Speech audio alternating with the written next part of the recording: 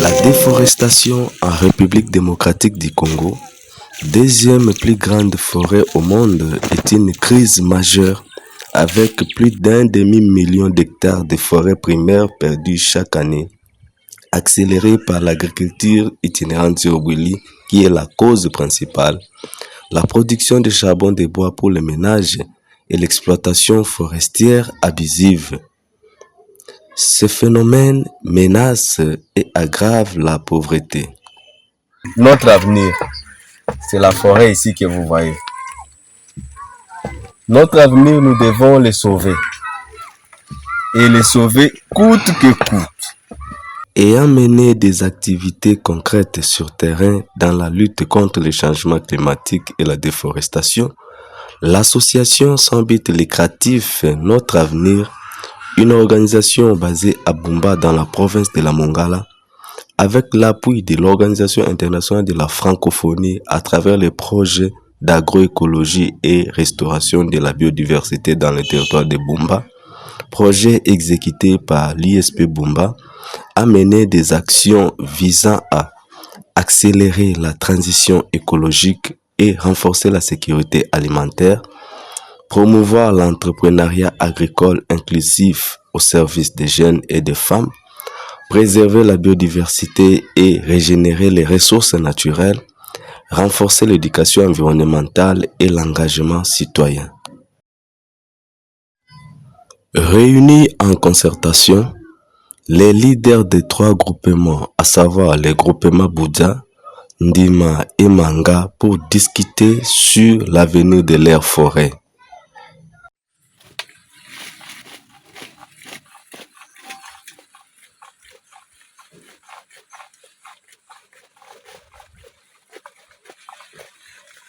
Nos milliers sont en train d'être détruits. Avec la pratique de l'agriculture itinérante au Bili, les forêts n'existent plus. Nous, la communauté, nous nous sommes sentis capables de changer notre image. Nous ne pouvons plus subir ce que les autres font.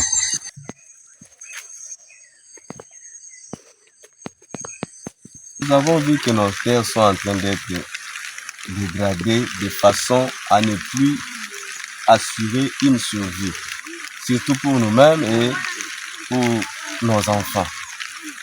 Et nous avons pris une décision de nous organiser jeunes, enfants, papa, maman, et nous avons dit, oui, nous pouvons faire quelque chose. Et c'est quelque chose, c'est reboiser et occuper nos terres. Convaincus que les solutions durables naissent à travers l'engagement des communautés locales qui sont au cœur du changement à travers une approche systémique, participative et territorialisée, en mélangeant les savoirs locaux, des innovations de terrain et connaissances scientifiques. Pour y parvenir, l'association sans but lucratif Notre Avenir et l'Institut supérieur pédagogique de Bumba se sont mobilisés pour apporter l'appui conseil de proximité, la recherche-action, tout en intégrant de manière transversale les genres pour la co-construction avec les acteurs locaux des trajectoires de développement adaptées aux réalités de leur milieu afin d'agir pour des groupements résilients, solidaires et porteurs d'avenir. Dans notre communauté, nous pratiquons l'agroforesterie. Cette agroforesterie que nous voulons pratiquer, elle n'est pas une agroforesterie du hasard. Nous voulons réellement spécifier. Nous voulons spécifier chaque culture et nous voulons spécifier spécialement la culture des cacaoyers. La culture des cacaoyers, nous voulons l'associer aux autres arbres. Pourquoi nous voulons l'associer aux autres arbres?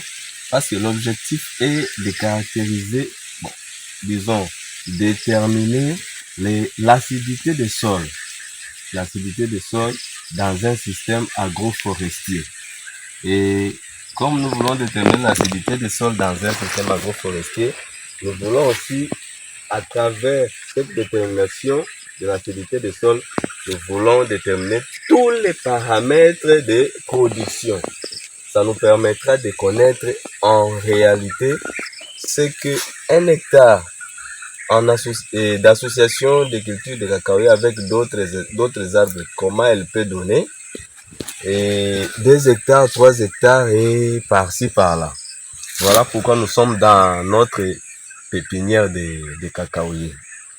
Et il y a aussi, comme c'est un projet initié par l'Organisation internationale de la francophonie et exécuté par l'Institut supérieur pédagogique de Bumba, nous voulons appliquer les connaissances théoriques. Nous voulons les appliquer. Toutes ces connaissances théoriques-là, nous voulons les appliquer. Et sur le terrain, nous voulons aussi acquérir certaines compétences clés qui peuvent nous permettre de parvenir à un système agricole durable. Cette diversité va nous aider à créer un écosystème plus équilibré et plus stable. Voilà l'exemple, il est là. Nous avons conçu cette pépinière dans un but agroécologique parce que nous faisons face à beaucoup de baisses de production. Nous voulons ramener la terre à son niveau initial. Et c'est un peu ça. Ici, nous savons tous que dans nos milieux, nous sommes ici précisément à Bumba. À Bumba, dans le territoire de Bumba, là où le projet est exécuté. Là où l'ISP a exécuté le projet, l'ISP Bumba.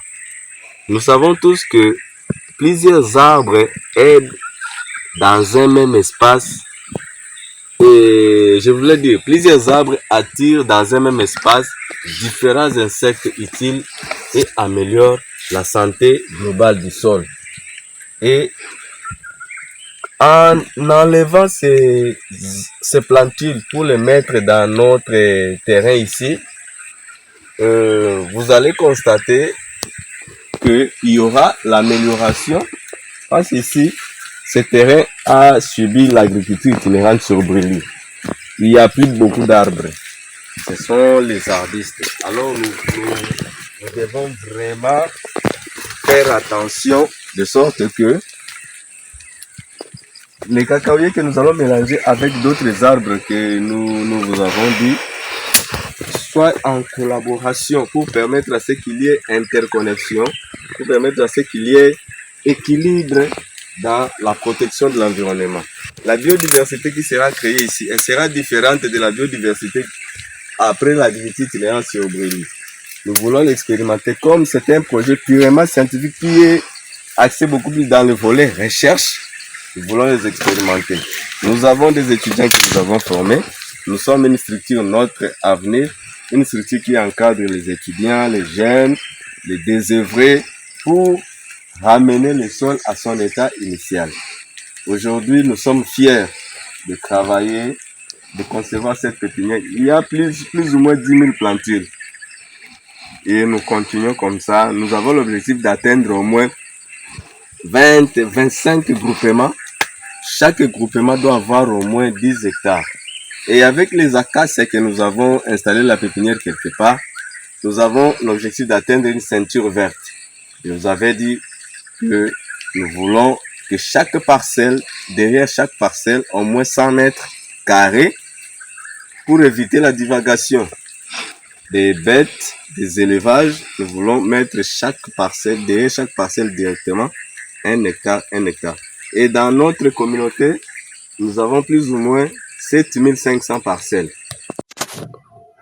Dans le but d'atteindre une production agroécologique sans recours aux engrais chimiques et autres produits synthétiques, les 3 groupements ont installé 2 champs expérimentaux d'igname associé au bananier et du maïs associé au manioc sans procéder à l'incinération avant les semis et ont même procédé à la plantation des arbres autour des champs pour la préservation du sol contre l'érosion en améliorant sa fertilité et en recyclant les nutriments, et ces mêmes arbres abritent la biodiversité auxiliaire des cultures et jouent le rôle des brise-vents.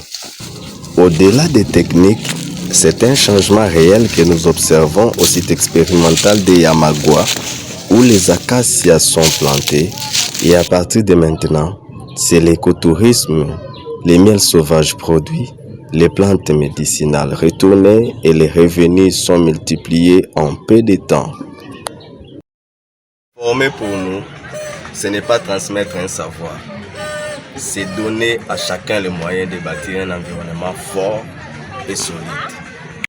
C'est en combinant les connaissances scientifiques avec une capacité d'observation, d'innovation et de résilience que les communautés ont sélectionné de manière participative les variétés de riz et les cultures maraîchères telles que les choux paumés, l'aubergine, l'amarante qu'elles ont réussi à développer après expérimentation dans les champs agricoles durables et performants.